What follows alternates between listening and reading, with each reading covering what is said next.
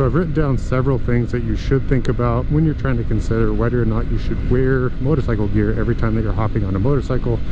Now it depends on, you know, the list I have of 10 things specifically.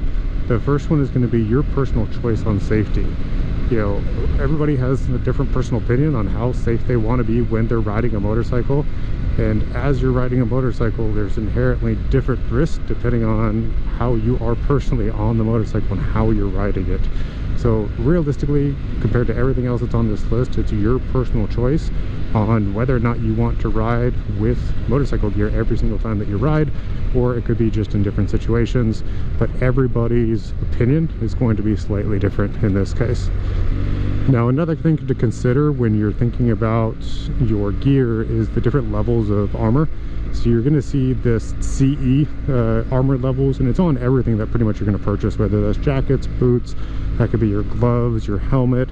Everything has a different level of protection.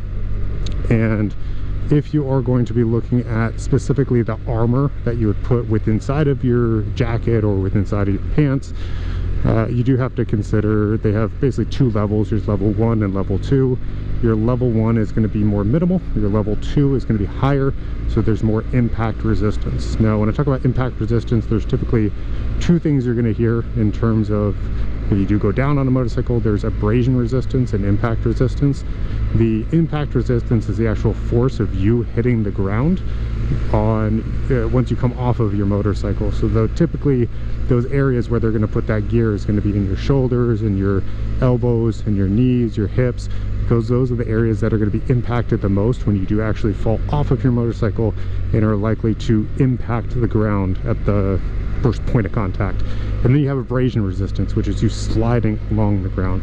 So if you think of a low side on your motorcycle, say you're leaning too far, your bike comes up from under you, you start sliding, that's abrasion resistance. So in terms of the CE level of protection, and specifically with armor, there's going to be those level 1s and level 2s, and your level 2 is going to give you more impact protection. In addition to that, you're also going to have different types of gear. So you're going to have your mesh gear, you're going to have the leather gear, you could have different types of synthetic materials. So like for instance, I know my riding jeans here is mostly made of Cordura. It does have the Kevlar lining along the hips, the butt, and the upper thighs. And then it has the CE level 1 rated armor in the knees and the hips. It's a little bit more flexible for me. I prefer that when I'm riding for the most part, because I'm not doing any type of super intense or super fast riding. So for me, mitigating the risk of injury with that impact protection, the level 1 armor is going to be just fine. With the differences between those, you know, your mesh gear is going to be less abrasion resistant because there's less material for you to be sliding on the ground with. If you are going to be doing, say, track days, most of those individuals are going to be wearing full leather suits because that's going to give you the most abrasion resistance in terms of protection. You could be going 150 plus miles per hour on your motorcycle when you are on a track, and a lot of times those, you know, the two most common injuries, because you're not typically going to be hit by a car when you're on a racetrack, it's going to be sliding, so a low slide, or you could high side and go over. Either one, you're probably going to be sliding pretty far on your motorcycle, and that's why abrasion resistance is really important for those types of accidents that you would have, or crashes that you would have on a track day. And then you have the synthetic materials. So, you know, your mesh materials typically for warmer weather, if you want to have some type of safety, and especially if you want to put some type of armor in your, you know, jacket, or whether it's your pants, the mesh is not going to give you a lot of abrasion resistance. But you could have synthetic materials, like my jacket here is a synthetic material. It's not leather, it's not mesh, it's something kind of in between, so it's going to give me great protection if I do go down in a slide. It also does have the shoulder and the elbow inserts, as well as a back protector. So those common areas and some of the most vital areas that you would hit on an impact, it depends on what type of gear that you have and what type of armor is included into it. Now, in terms of helmets, you can think about your helmet in three different things. It's quality, style, and safety. Now, the most important out of all three of those, realistically, is going to be safety. But then you do want to consider the quality of your helmet, and also the style is probably the last thing on there. Now, quality of helmets, you know, you could have helmets that range from the low hundreds, like 110, 120 bucks, and they go all the way up to, I've seen some for 4,000 on Revzilla for super crazy priced race helmets that, I mean, it's more about comfort than anything else, and in terms of like aerodynamics as well, just depending on how fast you're going on your bike. But you're going to have the quality of the helmet is going to be different in terms of kind of the internal materials that are going to be around your head, maybe the external materials, how light the helmet is. You know, you could have a helmet that's 3 pounds and you can have a helmet that's closer to 6 pounds. It's going to feel very different on your head. That 6 pound one is going to be feeling very heavy, and the 3 pound one is going to be feeling quite light. So one thing to consider is the quality of it. That's typically where those upgrades in price come from, is the quality, and partially as well as the style of the helmet. Now again, I would say style is the last of those three. That should be the least consideration, but you should be considering safety and quality of the helmet first. Now in terms of safety on helmets, you're going to have 3 different typical ratings that you're going to see. I guess 4 if you consider the MIPS, the multiple impact protection. That's typically more, I see those on like dirt bike helmets or, you know, dual sport type helmets. But you do have the DOT rating, at least here in the US, and that is the bare minimum of what you need on a helmet legally in states where you need a helmet. But I would say on top of the DOT rating, you should be looking for one of the other 2, which is the ECE or SNELL ratings. Now, those are slightly different as well. I won't get into all the details of those, but slightly different in terms of the multiple impacts or multiple bounces, kind of angle of the impact as well. But both of those are much, much better than the bare minimum DOT rating. So I would say if you are going to be looking for a helmet, don't just look for DOT approved, look for one that is either SNELL or ECE approved. Some of them have both, but it's kind of hard to do both those regulations at once in one single helmet. So usually the higher quality helmets are going to at least have one or the other. Now, one of the common questions that you're going to get from newer riders is, does your gear actually help you in all types of crashes? I would say minimally, yes, it'll help you in all types of crashes, but realistically, it's more so if you are going down on your motorcycle alone. So if you have a low side or if you have a high side, that's where your gear is going to be coming much more in handy compared to T-boning the side of a car. When that happens, depending on your speed, is going to depend on how much your gear is actually going to help you. If you're going 100 miles per hour on a 45 mile per hour road and you go through a stoplight, run that stoplight and T-bone a car, your gear is not going to do a whole lot to protect you. You know, those impact forces, your body is still going to be going at 100 miles per hour when it impacts the side of that car. It doesn't really matter how much armor you have or what type of abrasion resistance you have, because your entire body, including your head, that's why you should always wear a helmet, is going to be impacting the side of that car. Now, you do have that armor that may help you slightly. You know, you're probably still going to break a bunch of bones if you run into a car like that, or if a car runs into the side of your leg and it smashes your leg's probably going to be broken in multiple places, but the severity of the break might not be as bad.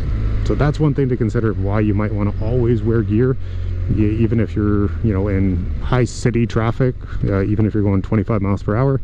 If a car runs into you, or if you run into a car, it is going to help mitigate the breaks on those bones. So instead of, you know, multiple fractures, you might have one hairline fracture.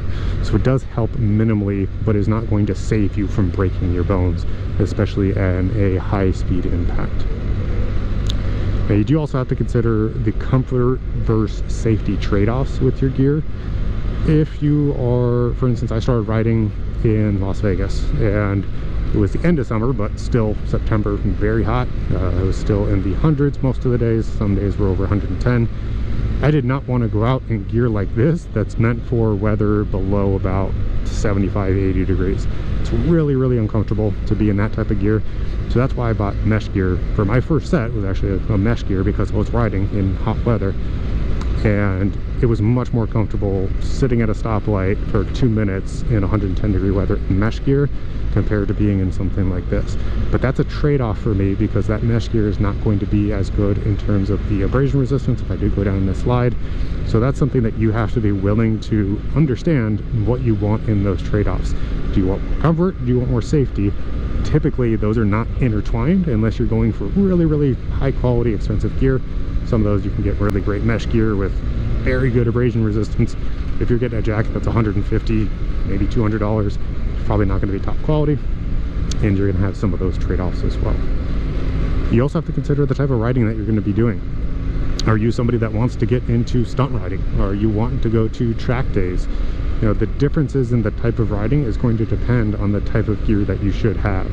If you are never going to go to a track day and you don't plan on getting a sport bike and going around the mountain roads at 100 miles per hour, you really don't need a racetrack suit that costs $1,000. It's just unnecessary. You can get something like this that's a $200 jacket, maybe a $150 pair of jeans, and you're set. That's all you need. You don't need a full race suit. And if you're on a cruiser in a race suit, you're just going to look ridiculous. So you do have to understand what type of riding that you are going to be doing can make a difference in the type of gear that you choose and whether or not you're actually going to wear it when you go out riding. That's the most important gear to have, is the one or the pieces of gear that you're actually planning to wear when you go riding. The other thing to consider is where you're riding. Are you going on the mountain roads? Are you going on just open roads on the freeway? Are you in high city traffic, highly condensed city traffic around a lot of cars? That might depend on what type of material or gear that you're going to be wearing. You know, maybe if you're just going into mountain roads and you're going around and you know there's a higher chance of you low siding and not really running into cars, then you might want one of those full leather race suits. If you're going to be in city traffic and you're not going more than, say, 25 miles per hour, you probably don't need top of the line gear. You can get away with something that might be mesh, because going down at 25 miles per hour compared to 125 miles per hour is a very big difference in how far you're going to be sliding on the ground and how much abrasion resistance that you're going to need. Another thing to consider is who you're going to be riding with. Are you going to be riding with people that you know are going to be going slow enough, especially if you're a beginner and they're riding much faster than you, and there's a higher chance that you are going to fall off of your bike? You're probably going to want better gear, and you're probably going to want something that has higher abrasion resistance and maybe some level 2 armor. Now, the other thing kind of on top of that is your experience level yourself. Are you going with people that have a much higher experience level, that are going to be going at faster speeds compared to what you're used to or what you're comfortable with? I would say instead of just getting better gear for that, you should avoid those situations until you become more experienced and you become more comfortable at those types of speeds and on those types of roads. Your gear is only going to do so much for you, and that's when you go down. Your gear is not going to make you a better rider and a safer rider. Your gear is just there to help protect you if you do go down in an accident or a slide. So those are 10 things I think you should consider on whether or not you should be wearing gear all the time, every single time that you hop onto a motorcycle. Let me know down in the comment section if you agree, if you disagree, or if you have any other tips for newer riders that are thinking about purchasing their first set of gear. Like, comment, subscribe, hit that notification bell, and I'll see you all in the next one.